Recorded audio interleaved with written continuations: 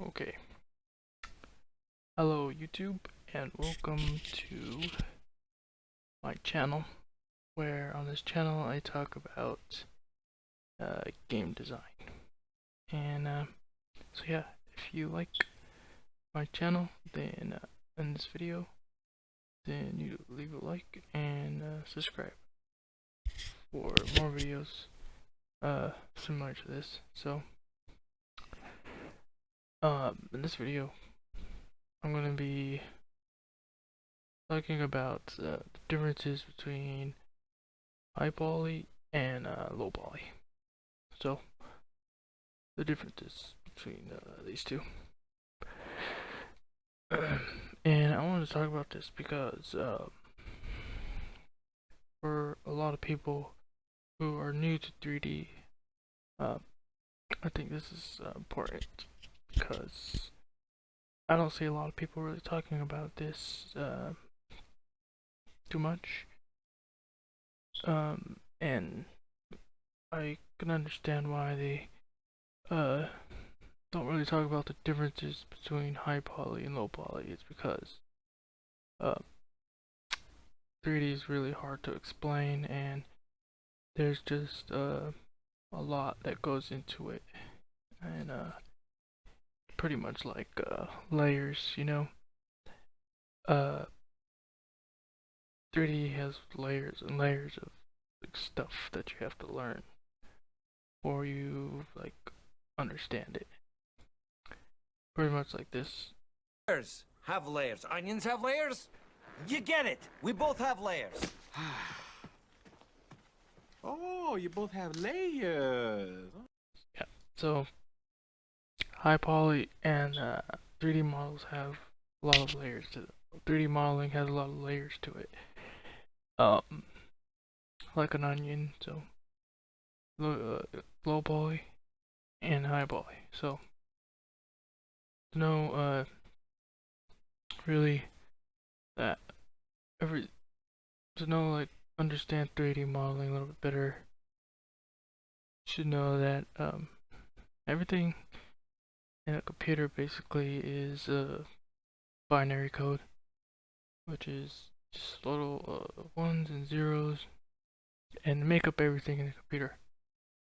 So it's just zeros and ones, and really what the zeros and ones is, zero is like current of electricity, so 0 is like no electricity, and 1 is a current of electricity, and goes off and on until it creates stuff in the computer.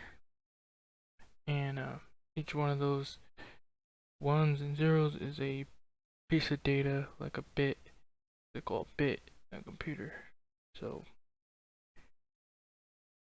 basically, 3D models are made up a bunch of these little zeros and ones. So a low poly model doesn't have a lot of data. It's very low. So computer doesn't have a hard time reading it because there's not a lot of data to read. And a high poly model though, like this or like this, will be pretty hard for a computer to read if the computer's not strong enough. There's a lot of zeros and ones here, a lot of bits, data that a computer will have a hard time reading. Then it causes the computer to go slow. So that's why older video games used low poly because computers back then couldn't handle all the polygons, but computers now can. So, and to know how 3D works, you first have to know geometry, a little bit about geometry. So, uh, you don't have to be a geometry expert or anything. You just have to like understand the concept of it, sorta. So, in geometry, we have points, lines, and planes, and these create a shape. they're called you call them plane you call them polygons or shapes, and and they're created with dots and lines. When those dots and lines connect, they make a shape. So just like that. So like this. So one dot, these dots, one dot, two dot creates a line, and then eventually the three dots create a shape. So these points and lines create shapes. And for example, I could show you here in Photoshop. You go to the polygon tool in Photoshop, you can see that if you try to do a one-sided polygon, it doesn't work, or even a two, that you need a three-sided polygon, because 1 and 2 can't create a shape. They're shapeless. 3 is the first shape in existence, which is the triangle.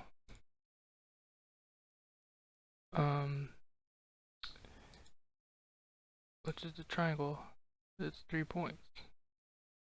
So for shape, you go up here and you add four-sided polygon. You get a square, and it has 1, 2, 3, 4 points, which is and 1, 2, 3, 4 lines. So 5, and now 5 polygon is 5 points. So you get it. And the more polygons you add, the smoother and better looking your shape becomes. So I'll add 22 up here. 22 points. Now look, you get a very smooth circle. And now I add 100 polygons, even smoother. I add and 3, these are the lowest shapes. They're not very smooth. Every shape is trying to form into a circle, but the lowest form of a shape is a triangle, and you can see all of its points like a polygon, like a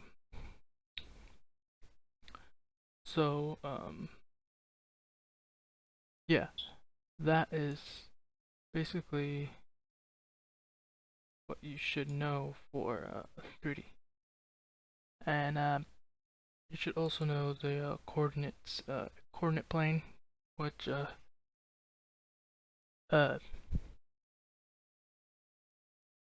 two-dimension plane can only go one dimension can only go this way. 2 dimensions can go this way, and this is for only 2 dimensions. But when you get to 3 dimensions, which is for 3D, you get a new coordinate, which is the z-axis. These little things are called the axes: the y-axis, the x-axis, and the z-axis. And you can see it here in Blender. Well, they have a coordinate plane, 3D coordinate plane here. You can see here they got x, y, and z. X is for left and right, z is for up and down, and y is for forward and back. But you know, in some software and some people pit them differently. So for Blender, it's like this, but in a different software, it might be different. The X, Y, and Z might be different. Anyways, they're pretty much the same. But and that is how you coordinate and coordinate the 3D and know if it's front, left, right, or up. And you can see here that you have points, lines, and faces here in Blender, just like in geometry. And then you have the lines here, and this is how you basically make low poly shapes. This is how you begin to understand how to make them. And then these would be the planes, but in Blender they call them faces. So yeah, and